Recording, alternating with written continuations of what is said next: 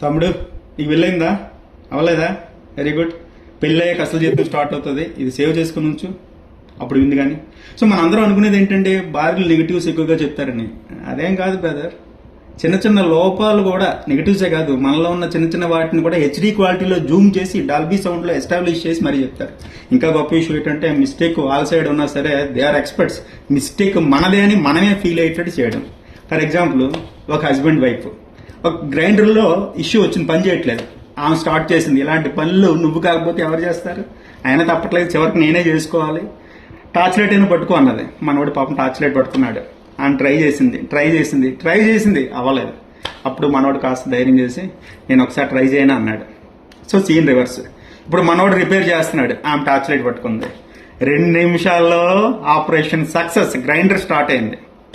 ఇప్పుడు అసలు క్లైమాక్స్. ఆమె ఏమంటారు తెలుసా, టార్చ్ లైట్ ఇలా పట్టుకోవాలి, నువ్వు అప్పుడు సరిగ్గా పట్టుకోలేదు కాబట్టే పని అవ్వలేదు, నేను పట్టుకున్నాను కరెక్ట్గా అందుకే అయ్యింది అన్నది.